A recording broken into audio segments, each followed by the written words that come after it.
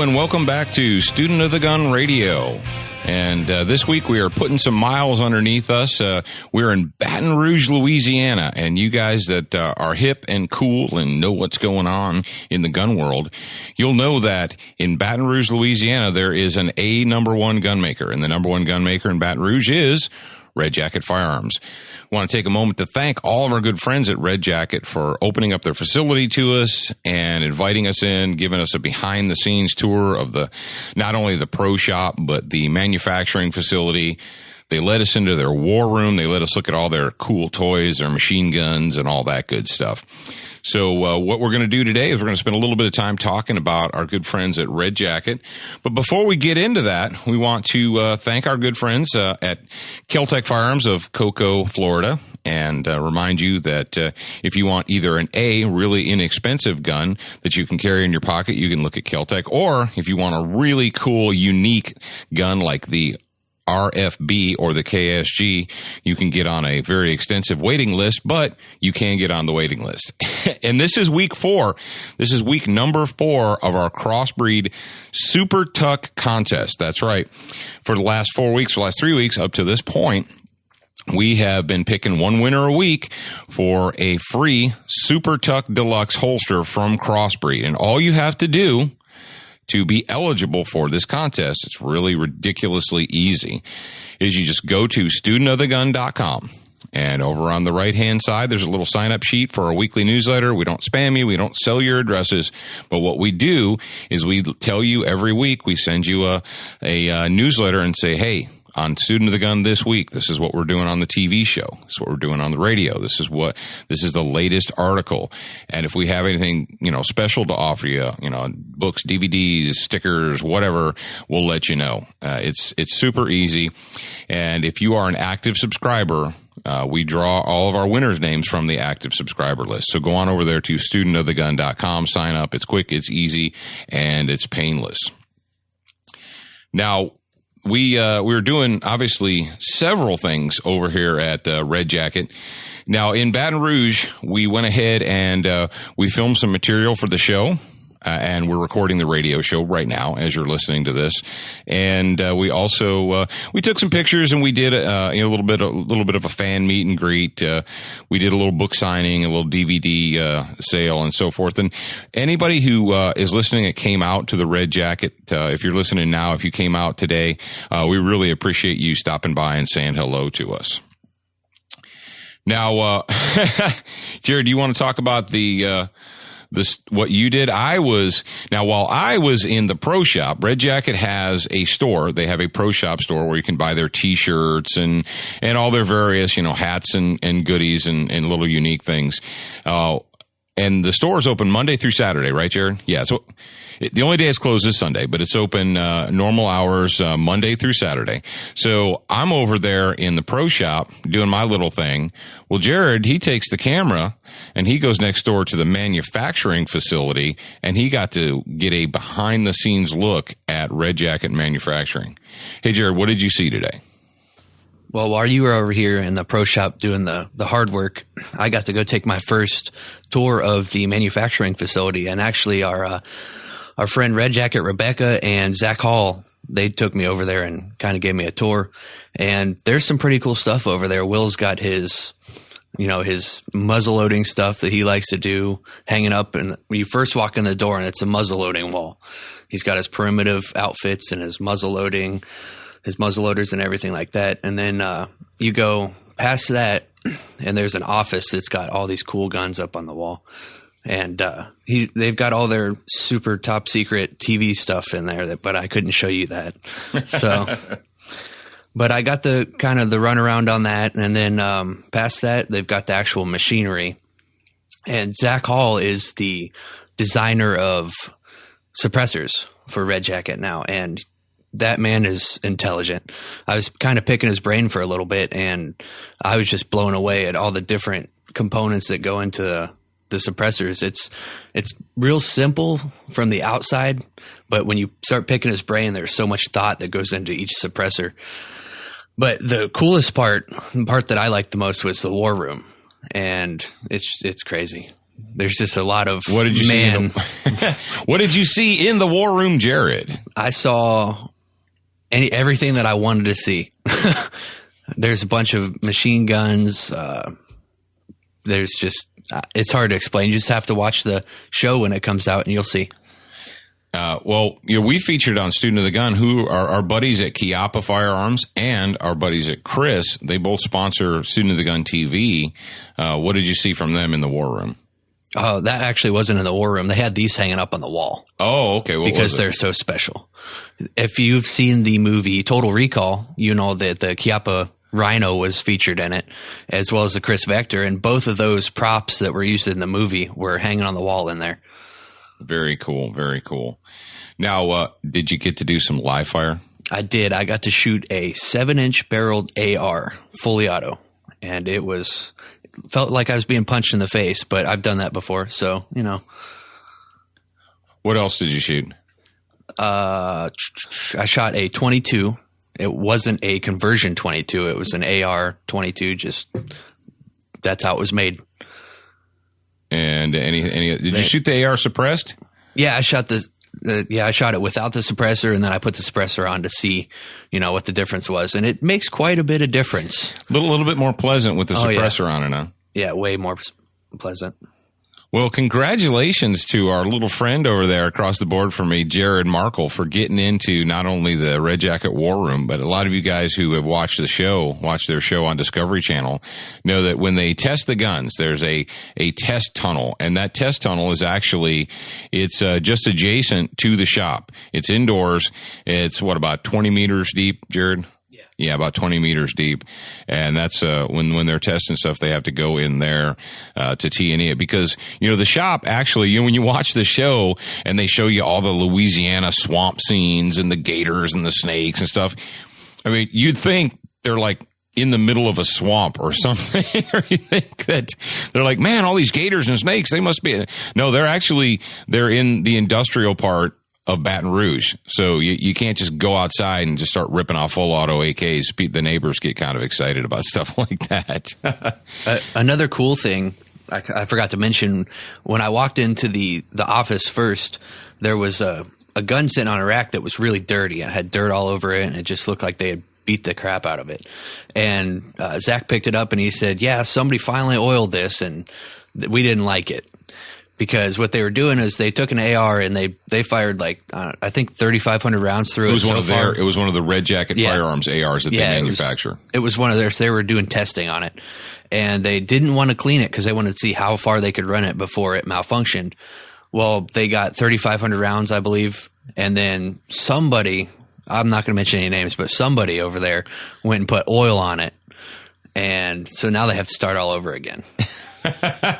So they were able to get 3,500 rounds into the torture test before somebody got their OCD up and they decided to clean it, huh? Yep. Okay. Well, yeah, we've if you guys have been following Student of the Gun for the last year or so, you know that, being on the Gulf Coast like we are, the Mississippi Gulf Coast, we're actually only about 2 hours away from Baton Rouge. And we've gotten over and we've spent some time with them. We went to the birthday bash, fired off cannons and machine guns and what have you.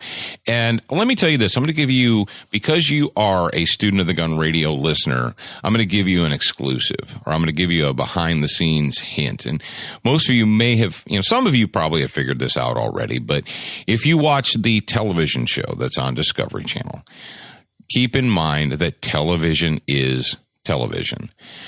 Reality shows are not really reality shows. Why is that? Well, because if you're A&E or your Discovery or your History Channel or your whatever, you have professional production crews, and the professional production crews and television crews, they know that if they just film you doing your job, that people are going to be bored and they're not going to watch it. I mean, think about it. If a film crew just walked into your work and stood over your shoulder for 8 hours while you were working, would everyone in America want to watch that? Probably not. So some of the stuff that you see on the show, some of the drama, let's face it. Discovery Channel wants TV ratings. That's it. The people that I have met over there in Baton Rouge are some of the best people, the most down-to-earth, gracious, just real folks that you would ever want to meet. I'll give you a great example. If you've watched their show and you know anything about Red Jacket Firearms, you'll know Joe. Joe's got the very uniquely trimmed goatee, and mustache. And Joe had to come in today. I'm sorry. He had to come in today, to his office. And to get to his office, he had to go through the pro shop. Now, he's a busy guy. He's got a lot on his plate at Red Jacket Firearms. I mean, between the stocks and the firearms and the accessories and all that, he's got a lot to do. But he came in and he had to he was walking through I was doing the book signing thing, and he came into the pro shop. There's probably 15, 20 people in the pro shop at the time. And people saw him and they recognized him, obviously, from the TV show. And they asked him, a lot of people like, hey, can we take your picture? And they, pulled their phones out. And even though I know that he was busy, I know he had a lot of work that he needed to do, he took the time to shake their hands, to thank them for coming to the shop, asked them where they were from, posed for pictures, just super gracious. And a lot of you guys might not, understand what that is, it's all about, but the truth of the matter is when you see that, kind of as a fly on the wall when you stand back, that really is a testament to someone's character. That's a testament to their personality. And even though he was coming and going and he had a lot of stuff to do, every time someone asked him if they could have a picture with him, he stopped what he was doing. He greeted them, he thanked them for being there, and he posed for pictures. And ladies and gentlemen, let me tell you what. If most of you probably have not been around Hollywood people or television people or movie people, but there's only a small percentage of people that are in the Hollywood TV world that would do that, really. But in our world, in the firearms industry world, Jared, you've seen it at SHOT Show. We were just talking about that. Tell me about some of your experiences from celebrities at the SHOT Show floor. Yeah, every year we go to SHOT Show and there's always some kind of celebrity there. We had Matt Hughes, Ted Nugent's always there. There's just a lot of down to earth celebrities. The wrestler guy, who's the wrestler guy whose name? Shawn Michaels. Shawn Michaels is there. Yeah, there's a lot of celebrities there, and every one of them that I've noticed walking around the floor, they'll stop and say, they'll take pictures with their fans because they can't make it 20 feet down the aisle without 30,000 people stopping them. Yeah, and you got to feel bad for them because they'll be on the floor and they need a potty break. Yeah. And they need to get to the men's room. But to get to the men's room, they have to pass 300 people. And who was it that said, he goes, dude, I'll pose for I'll do autographs or pictures anytime you want, but just leave me alone while I'm in the bathroom. Yeah. Who was that? I can't remember now. I'm not sure who it was. One. Guys. That's when you see them with their head down, looking at their feet, walking, leave them alone. Yeah, leave them alone. They're trying to get to the bathroom. They've been holding it for 30 minutes and they need to get over there. But yeah, it's just, now, as you know, if you've been paying attention, if you've been listening to Student of the Gun Radio, you know that we are right now producing material. We're taping material constantly because we've expanded the outreach. Not only are we on studentofthegun.com, iTunes or whatever you happen to be listening to the radio show on, but we've partnered with the Hunt Channel, and Hunt Channel TV is they're on Angel 2 Network on Dish. And if you just look up channel 266, you go to if you're a Dish subscriber, go to channel 266 and look up the channel guide, and it'll give you all the dates and times of the new shows. And we are on Sunday night, 7 p.m. So set your DVRs. That's Eastern. And for all of you that have had the question, can we still watch your show online? Yes. We're still going to put them up online after they air on the Hunt Channel. So don't worry about that. We've had tons of people write into us asking if we're still going to be available. Yep. We're not going to reduce our online presence. This, our partnership with Hunt Channel TV, it's not going to reduce our outreach. It's going to increase our outreach. So if you want to DVR it, sit in your easy chair on a Sunday night or Monday morning or whenever and watch the show, knock yourself out. Now let's, Jared, let's go ahead and jump into the student of the week. We always have some really, you guys have been doing a great job. Let me tell you, pat yourself on the back unless you're driving. If you're driving, keep your hands on the wheel. But otherwise, go ahead and pat yourself on the back because we get a lot of fantastic material via our Student of the Gun Facebook page. And we also get a lot of good letters and inquiries and so forth. Before we get too far in, Jared, I'm going to give everybody here a lagniappe. And this doesn't just apply to Student of the Gun. And it applies to whatever your favorite show is or your favorite radio program or what have you. Let me give you guys a hint. If you want to submit a question, submit a question. And Jared's looking at me. He's got the smile on his face because he knows what I'm talking about. A question is one sentence with a question mark at the end of it, followed up possibly by a clarification or a follow-up. Two sentences max. If you type 3 or 4 paragraphs, now I'm not telling you not to do that, but what I'm telling you is this. As somebody that used to do hiring many moons ago as a manager, if I got a resume that was 4.5 pages long, it went to the bottom of the stack because I didn't have time to read 4.5 pages. A good resume is one clear page and then maybe another page of references attached.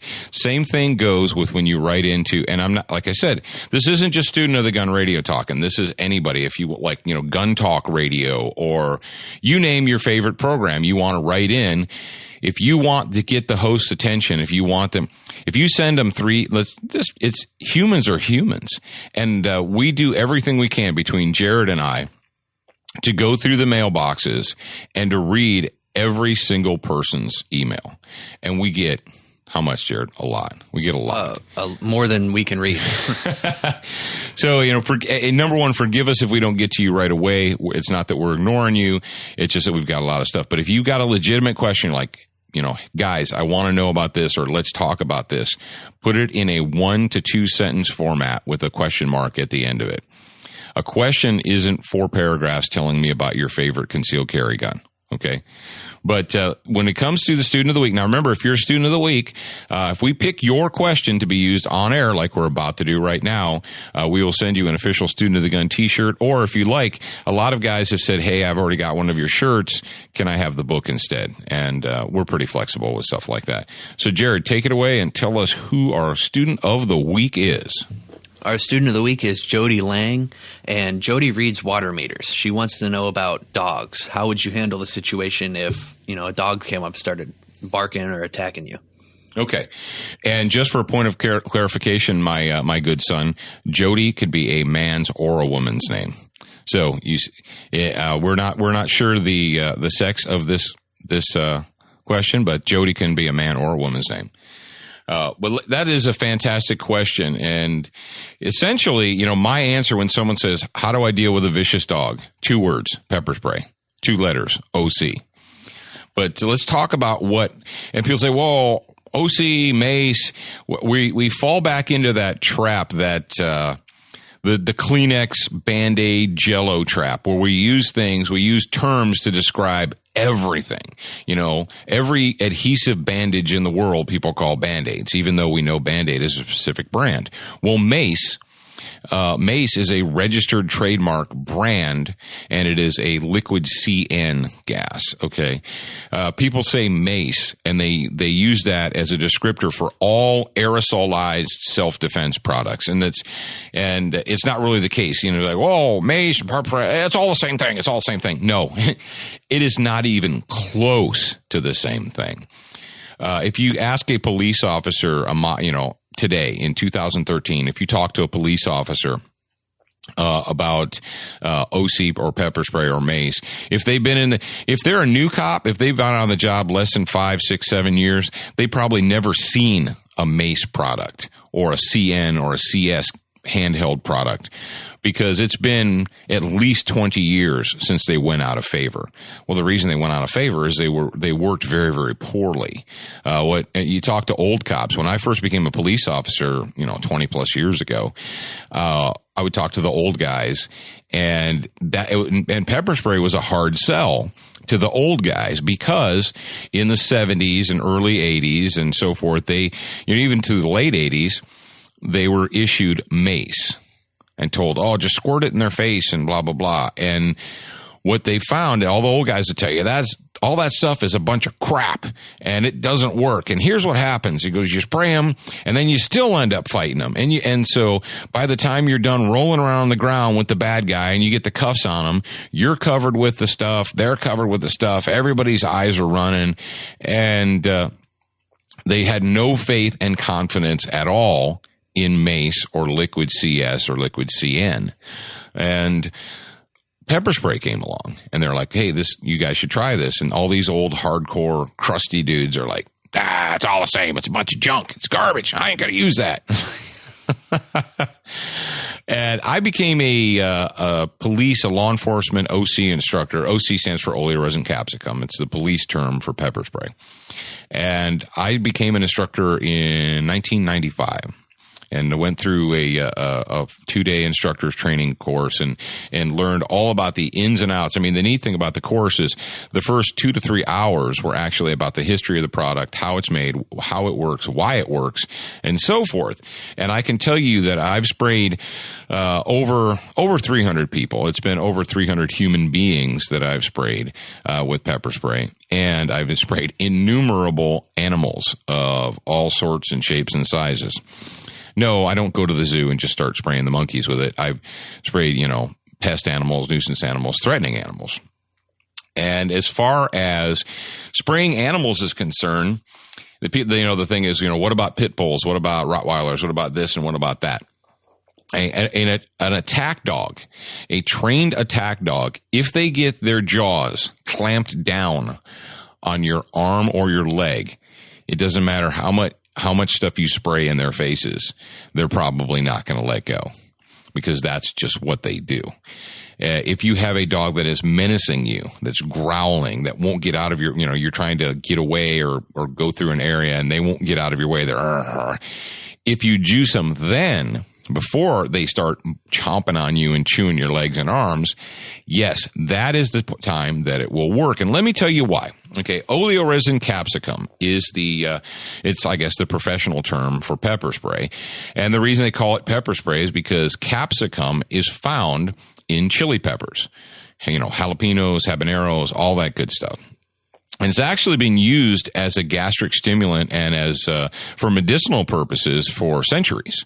If you go back, you'll find that they were extracting capsicum or pepper paste or pepper powder from chili peppers, 200-300 years ago, and using it medicinally.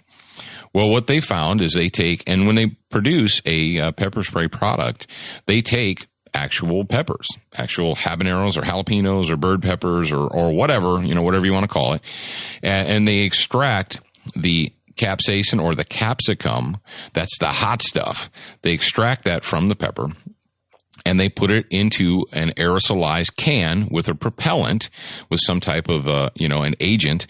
And generally the agent, they have water-based and alcohol-based. And I'm not really going to get into that, but it's just some type of an agent that they can put under pressure, and you spray. You spray into the face of animals or humans, what have you.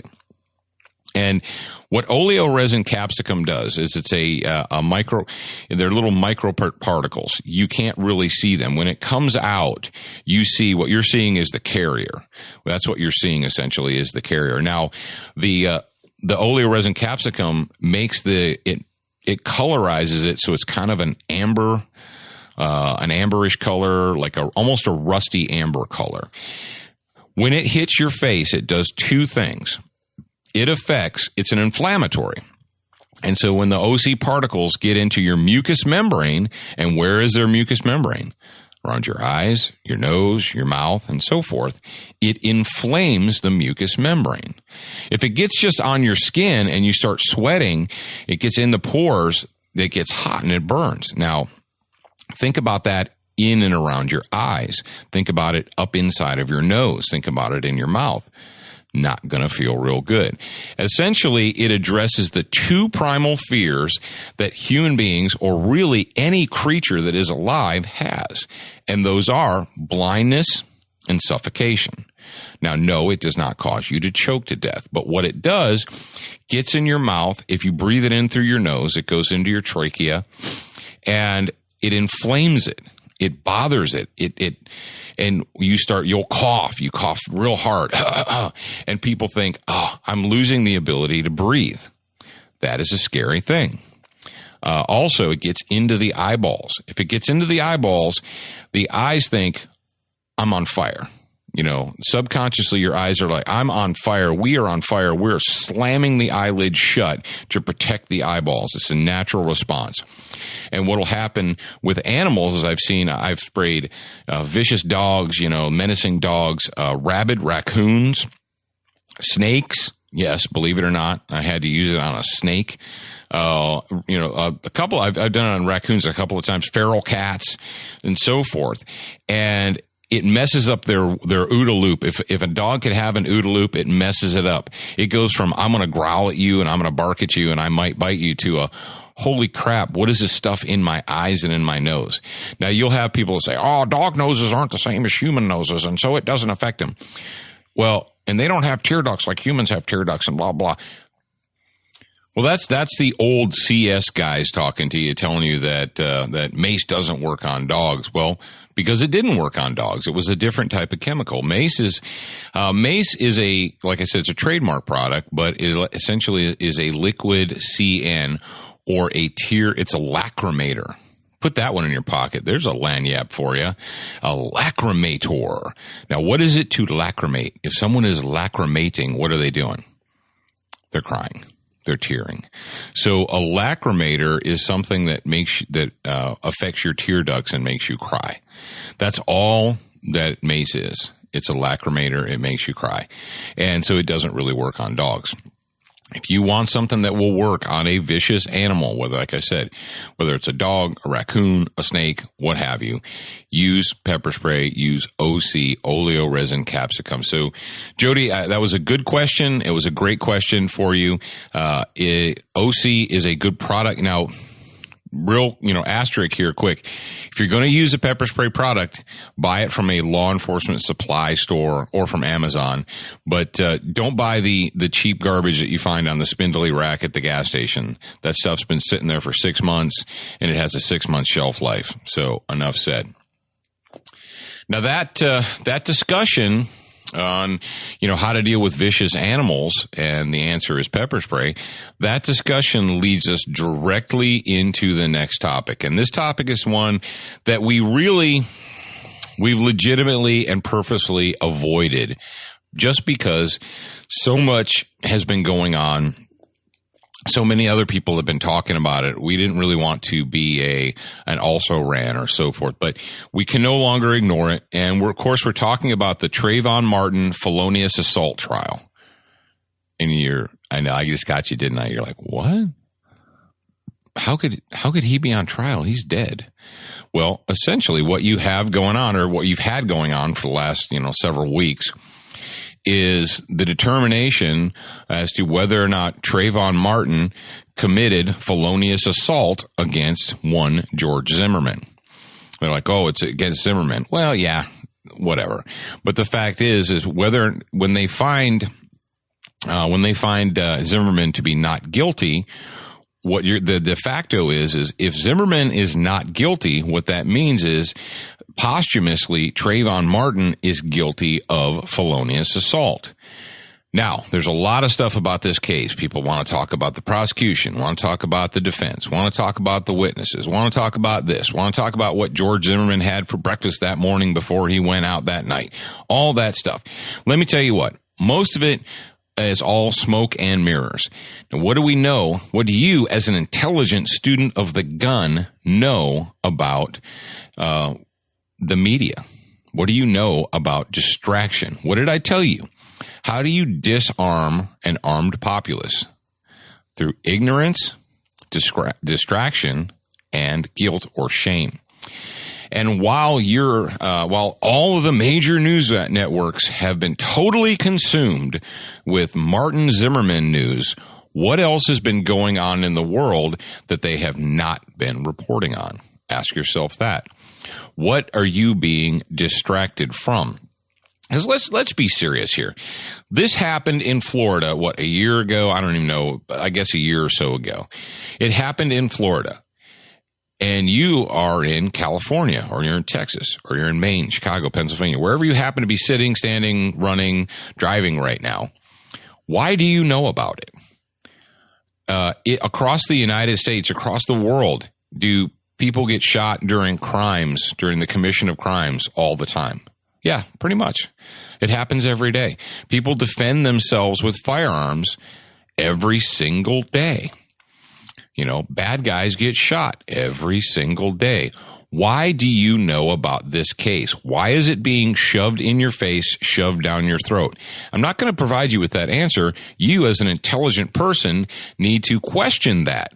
Don't just accept, I have to know about this because CNN told me I have to know about it. Why? What are we doing? Whose dog is in the fight? What is the purpose behind shoving this story in your face 24/7 nonstop? And why was it several months after this happened did they decide to file charges against Zimmerman? It happened. They investigated it. They did not file charges until Jesse Jackson and Al Sharpton got involved. So they're attorneys now. So when Jesse Jackson throws a little hissy fit, we all have to jump and say, how high? Is that it? Is that where we live in America today? When Al Sharpton whines about something, we all have to stop what we're doing and listen to him? Is that it? Ask yourself that. If I live in Mississippi, and I'm having to hear about something that happened in Florida a year ago. People get shot every day. Police shoot bad people every single day in America. Do you know about every police shooting, every justifiable homicide that goes on in America every day? Is it on your TV screen? Probably not. Especially if it happened in New York and you live in Texas, or it happened in Georgia and you live in Oregon. You don't care. It doesn't affect you. And ask yourself this, even if you are watching it and you're concerned and you're interested in it, ask yourself this. If you live in Oregon, does it really change or affect your day-to-day life what happened in Sanford, Florida? Probably not. But and my feeling about this trial has always been this, that it is being put forth by the left, by people that don't want you to have guns, by people that don't want you to take it into your own hands to defend yourself. How dare you, citizen, peasant? How dare you peasants take it into your own hands to defend your own lives? That's the government's responsibility. And if and when the government decides they want to save you, they will. And if they decide that they don't, they won't. Was it episode... I don't know. It was a previous episode we talked about the woman out in, was it Oregon, Jared? It was Oregon, wasn't it? Called 911, said, my crazy ex-boyfriend's here. And they said, sorry, nobody's available. And when we talked about the fact that the government is not responsible for protecting you as an individual. Well, if they're not legally responsible to protect you as an individual, who is? Well, it's you, right?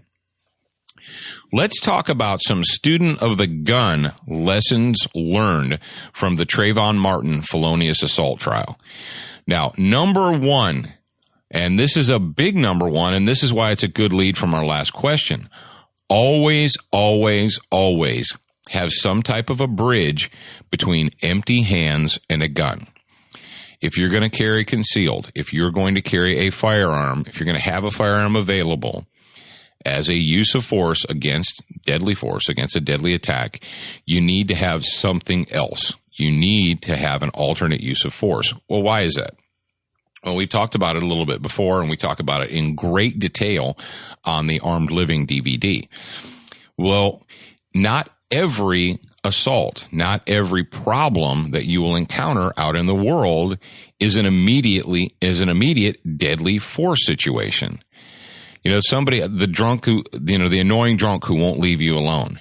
The guy at the baseball game who says that your kid is a punk and blah, blah, blah, and he wants to fight you. Whatever. You can't whip out your Roscoe and shoot all those people.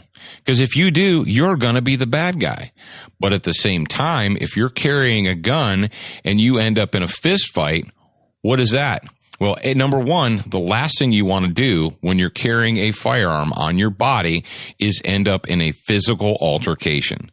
You don't want to be fist fighting people. You don't want to be wrestling people, because why? What happens to guns while you're in the middle of wrestling on the parking lot with somebody? A lot of times they fall out onto the parking lot. And when your gun is loose, scraping across the parking lot, is that a good or a bad situation for you? It's a bad situation. The last thing you want to do if you're a gun carrier is to go hands-on grappling, punching, kicking people. Now, if you have to do that, do it. I'm not telling you not to do it, but don't put yourself in a situation deliberately where your only options are to use your empty hand or a firearm, because you'll either do one of two things. And this is the natural tendency, especially for people that don't have to arrest bad guys on a daily basis, and I'm assuming most of you don't, is to either underreact to say, well, I don't know if I should get my gun out. I don't know if it's gotten far enough.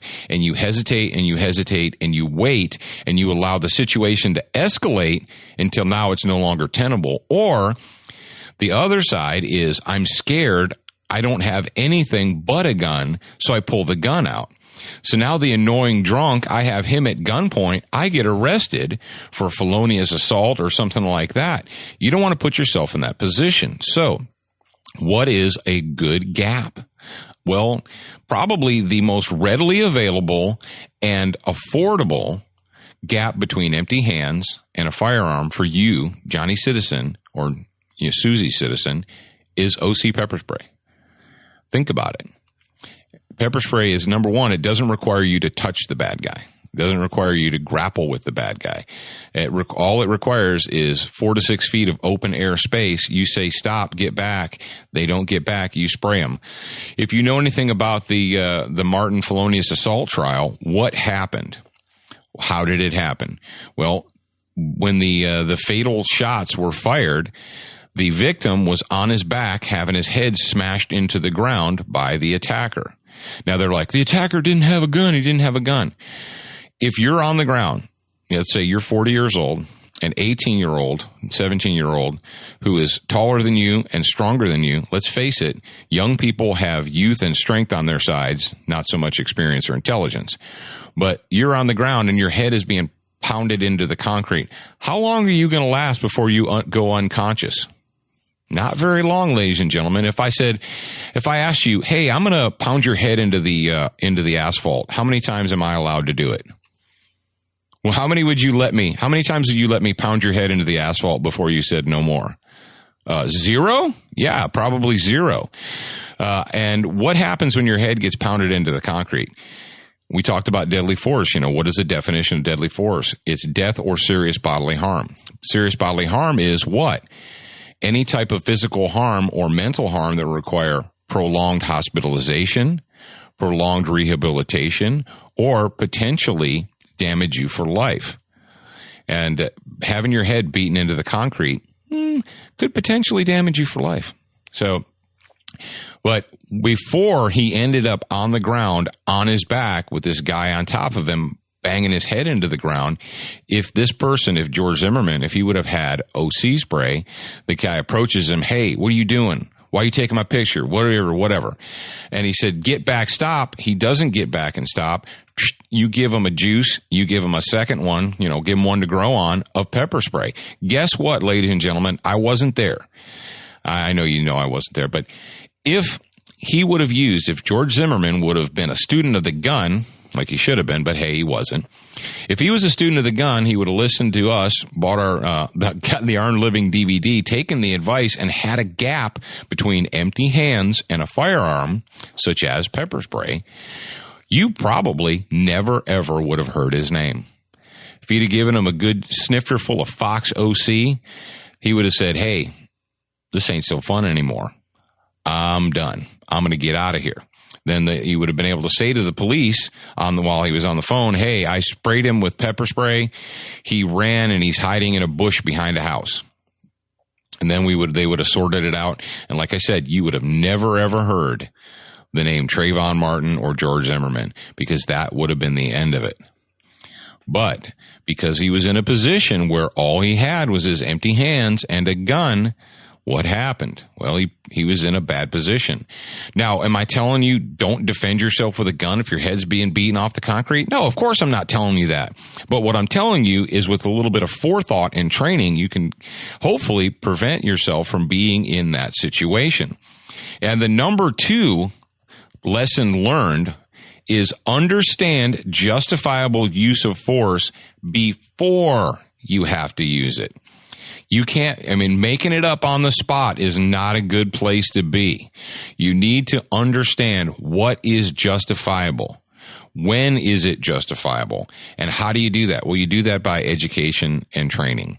And now the good thing about, non-gun or non-shooting endeavors or non-physical endeavors is you can read, you can watch DVDs, you can listen and so forth.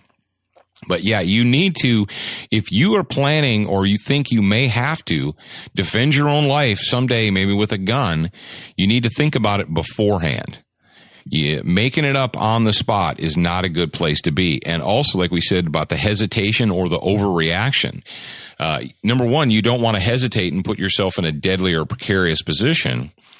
But you also don't want to overreact and then put yourself in a criminal position or find yourself in a position where you're going to be held civilly liable.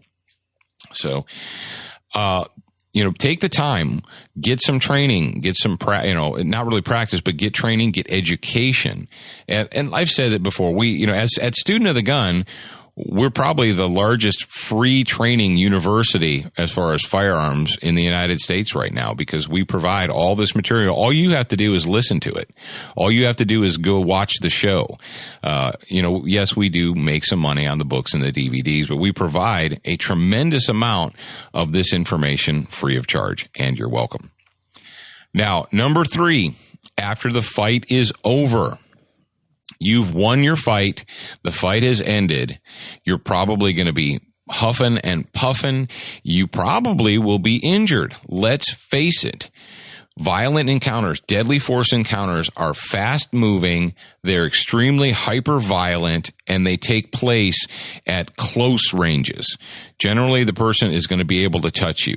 They may have knocked you to the ground. You may have fallen to the ground. You may have, and even if you didn't make physical contact with them, trying to avoid the situation, did you twist your knee? Did you wrench your shoulder? What have you? You've got a lot of adrenaline dumping through your body. If you're in a deadly force situation, you have a tremendous amount of adrenaline that is dumping through your veins at that moment in time. And what do we know about adrenaline? Adrenaline is a tremendous pain inhibitor. When the adrenaline is dumping through your veins, you could have a wrenched shoulder, a twisted knee, a broken ankle, and not even realize it until the adrenaline fades away. They say it's 60 times more powerful than morphine until it fades away, and then the adrenaline fades away, and you're like, my arm, my leg, my shoulder, my whatever. Here is the deal, ladies and gentlemen, especially men. Listen up, men. Stop trying to be a hero. Stop trying to be the tough guy. If you just survived a deadly force encounter, you're sitting on the curb, there's a guy who is bleeding to death or has bled to death, out in front of you. He was trying to make you dead 5 seconds ago. Now he's not. You're probably injured. You are probably injured. You may not know it. The adrenaline may be masking the pain, but you need to get and if he pushed you, shoved you, if you fell, you might not even remember it. Dudes and dudettes, let me tell you what, the time-space distortion that you encounter during a heavy adrenaline dump, you may not remember at that moment in time that you were hit in the head. Like, how can you not remember, Paul? If you don't believe me, research it. But what I'm telling you is this. You may be injured and not know it. When the police arrive, when the emergency services arrive, tell them, I want to go to the hospital. I've been injured. I need to go to the hospital. Because, number one, no law enforcement agent in the United States of America is ever going to tell you when they come to the scene of a shooting and you're on the ground there and you say, I need medical attention. I want to go to the hospital. They're not going to say, no, you're going to sit right there until I find out what happened. If by some crazy stretch of the imagination, let's just say we're in Bizarro world, and you just have had a deadly force encounter with a felon who wanted to make you dead, harm you, rob you, rape you, whatever. And they're on the ground, you're sitting there, police roll up and you say, I think I've been hurt, I'm injured, I want to go to the hospital. And they say to you, no, you're not going anywhere until I figure out what happens. Guess what? You just won the lottery, because you're going to own the police department. You're going to own the city that you're living in. If a police officer denies you medical attention when you've requested it, he's going to be collecting garbage. No, he won't even be collecting garbage because they make a lot of money. He'll be picking up cans on the side of the road. That's not how it works. Because when a police officer arrives on scene, here's what he has to figure out. Who's going to the hospital? Who's going to the morgue? Who's going to jail? He's got to figure that out and sort it out quick, fast, in a hurry. And is there anybody else still running around that needs to be shot? Once that's all that has to be figured out on the scene. He doesn't need to know where you bought your gun, what you had for breakfast, what your favorite color is, were your parents married or divorced. He doesn't need to know any of that stuff. We can figure all of that out later. So there's absolutely no reason why you can't go to the hospital. You're alive. Deal with the living people. Take them to the hospital. What do we know about the Zimmerman case? Well, they took cell phone pictures or camera pictures at the station of him and so forth, right? If he would have said to the police officers, I want to go to the hospital, I need to go to the emergency room.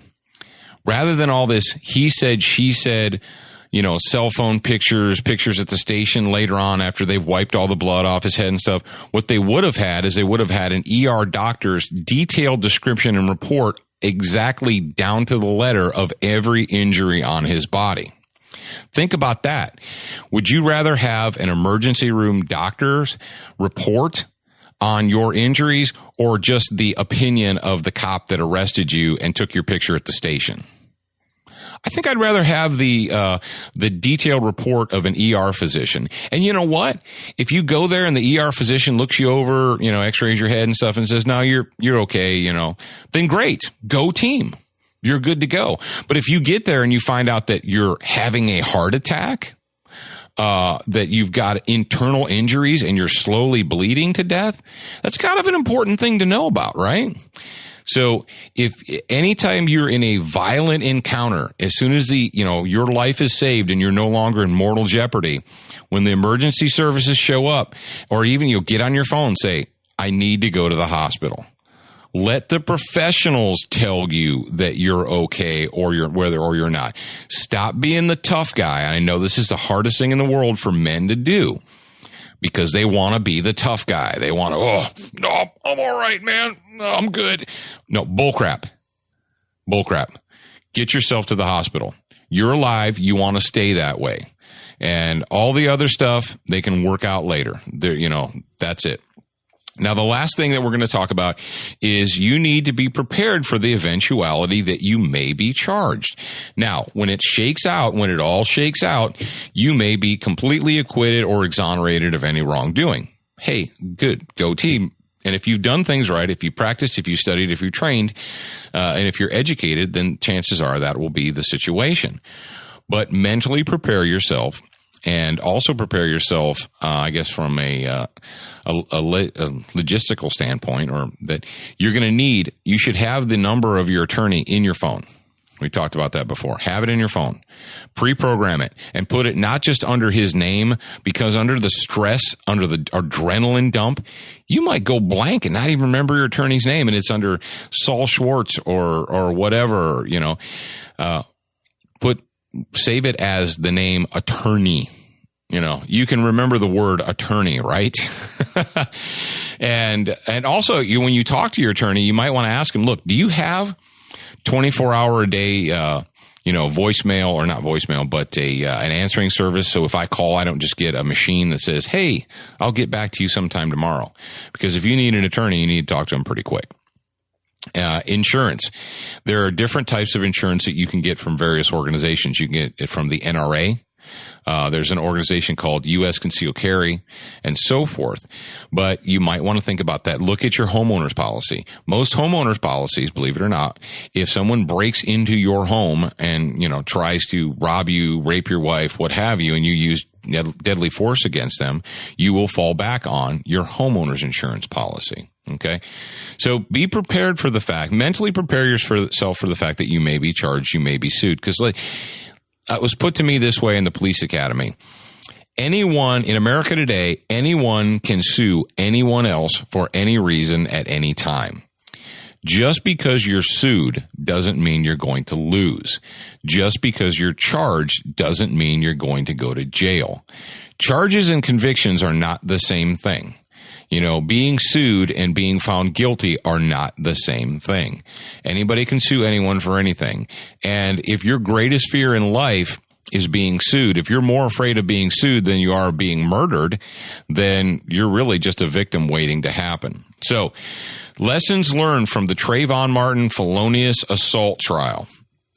Before we go, hey, we want to congratulate our week number 4 Crossbreed Holster winner, and that's Ben Lee of our home state of Mississippi. Congratulations, Ben Lee. And make sure that you guys are checking out KeltecWeapons.com. Check them out on the internet. And, of course, CrossbreedHolsters.com. And don't forget about our good friends at the Firearms Radio Network. Hey, we were just told that we found out that there's going to be a new show on the Firearms Radio Network. So you can go to Firearms Radio Network and check out all the gun-related shows there. Now, remember, you're a beginner once, but you should be a student for life.